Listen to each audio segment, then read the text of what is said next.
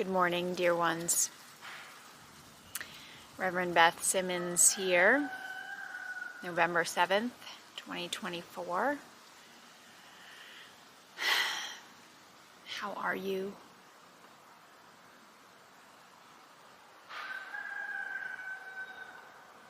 Yeah, I know. It's been a really long week already, hasn't it? This is a midweek moment. It's a little slightly later than midweek, but I just wasn't up to doing a video yesterday, as I'm sure most of you who are watching this will understand. But I thought a lot about all of you yesterday. I thought about my role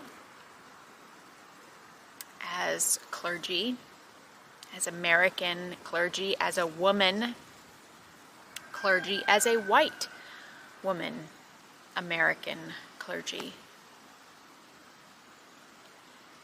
What to say at this moment, at this precipice that we seem to be standing on the edge of. And, you know, what came to mind was a conversation that I had with someone in the church months ago. We were talking about the gift of longevity. How we see around us, not sure, there's my bell of mindfulness. Churches that pop up, new churches. And they seem to have a lot of flash and gimmicks. They draw a lot of people into them. And then very often, they fall apart or go away. Sometimes with a big bang, and all of a sudden, like a local church around here, because of unethical practices and behavior, sometimes because the shine just wears off. And we were talking about what it means to be part of a congregation with longevity, with the longevity that our congregation, our church has. Our church was founded by a small group of people in 1788. That's 12 years after the signing of the Declaration of Independence, 5 years after the official conclusion of the Revolutionary War.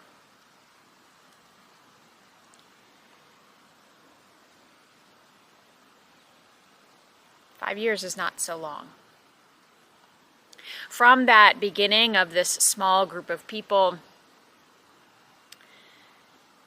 this congregation has journeyed through all the highs and lows of this country and this world. Thinking just in particular about conflicts and wars. Fresh off of the Revolutionary War, this congregation then went through the War of 1812, the Civil War, through World War I, World War II, the Korean War, Vietnam, the war in Iraq, the conflicts in Iraq and Afghanistan, and now today. We are not at war, and I'm not saying that, but they've also been through highs and lows of economy, through the after effects of a civil war, through the Great Depression, through a booming era of post-World War II, the recession in the 80s, recession in 2008. And while the individual members of this congregation today may not have been present for any or all of those events, there is an institutional memory that comes about from being a part of a tradition with such long roots. There is a benefit too to Christianity in our long roots if we look back far enough. This does not mean we have always gotten it right.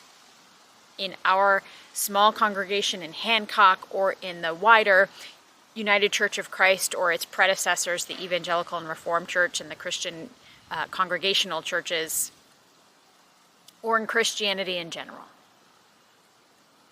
we have very often been on the wrong side of history. Even in the relatively short history of our country, we were very often on the wrong side of history. We were part of the colonizers that came to this land and stole it from its inhabitants. When I go into the pulpit on a Sunday morning, I'm in a building that was built on the unceded land of the Abenaki and the Wabanaki and the Pennacook and the Wabanaki Confederacy. I'm very aware of that. The Congregational Church in general was part of the large group of missionaries that went to Hawaii and stole the land and part of the overthrow of the native Hawaiian government.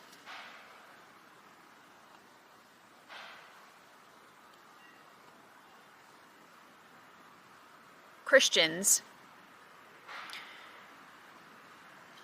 were at the heart of the native boarding schools. Christians very often were pro-slavery, or at the very least silent in its existence.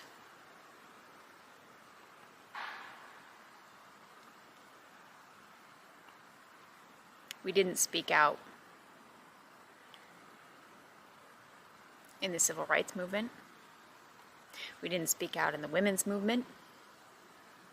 Time after time, we were on the wrong side of history, often, but not always.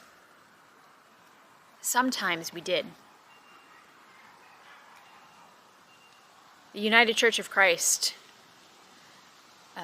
speaks very proudly of the Congregational Church's role in freeing a group of people aboard the ship the Amistad, which had stolen people from Africa, brought them to the U.S., and there was a mutiny, and folks from a Congregational church helped establish the freedom of those people. It was the Congregational church that ordained the first woman clergy person in the United States. And very often the UCC has spoken out on civil rights and justice issues. Again, we don't always get it right, but we often try. This church, this congregation to which we belong here in Hancock,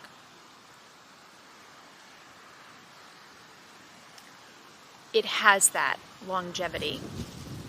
And especially just on the heels of the celebration of All Saints and All Souls, I think about our ancestors.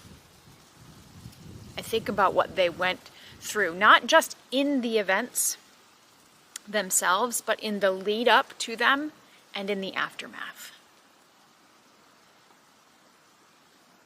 And how very likely for those people in those times, their church, their community of faith, was a deep and central part of their survival in those times. Not just physical survival, but spiritual and emotional survival as well. So, although I know that probably most of the folks who are watching this video, considering the audience, are probably deep in grief and fear and anger. And I join you.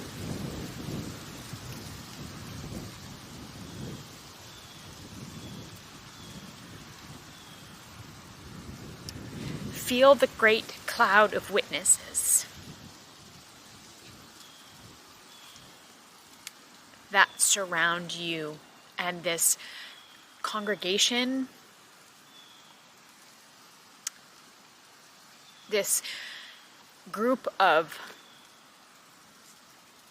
faithful people in every time and space.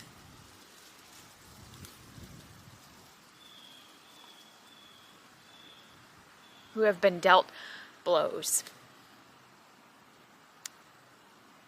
to their hope for their communities, for their countries, for the world.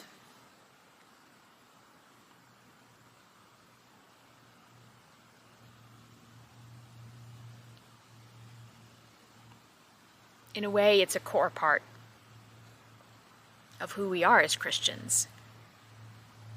To set our hopes and to have them dashed. This is the disciples.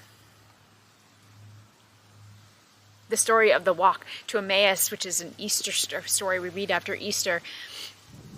Jesus meets folks, the two men on the road, and they said, "Don't you know?" And they said, "We had hoped that he was the one." So many of us pinned our hopes on this election and have felt them shattered and feel shattered ourselves and are concerned about what lies in store for us. And that is valid, and I absolutely welcome you to be in those feelings as long as you need to be.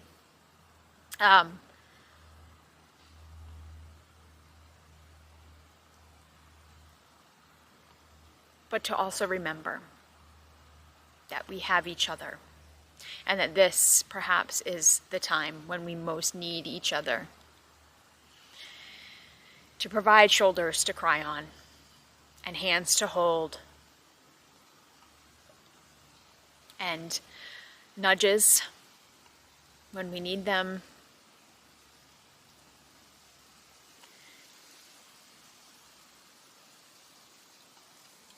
This is part of who we are.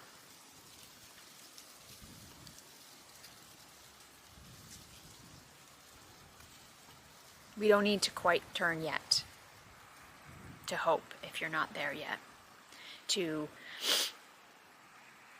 platitudes and celebrations. But I want to offer some words which I have found comforting. From Valerie Carr, we read, some of us, a group of us, read her book, See No Stranger, this past year. And in 2016, she had these words to say. She said, "What if this darkness that we're all feeling now is not the darkness of the tomb, but the darkness of the womb?"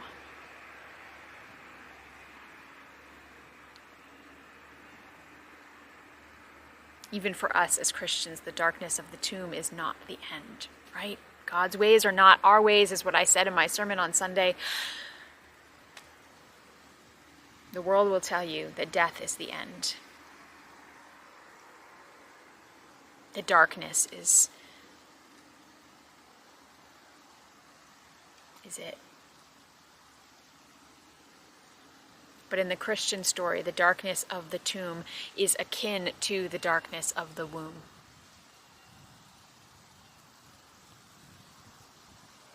It is a place of the creation of something new, of new life that is about to emerge. It is not easy. It is not comfortable. But it is not the end.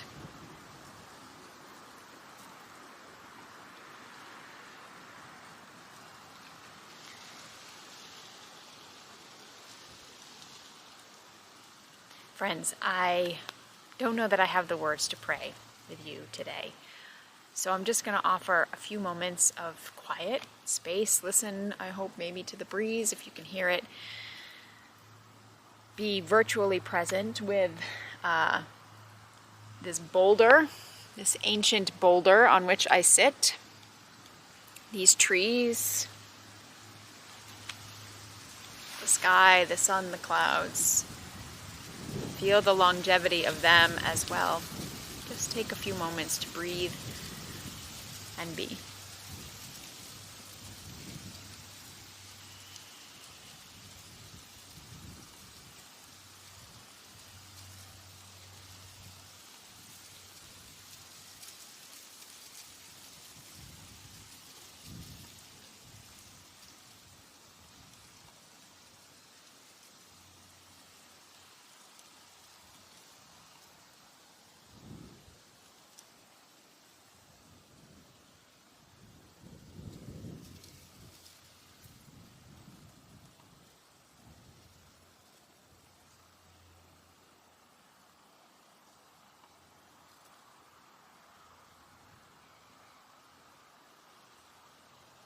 Friends,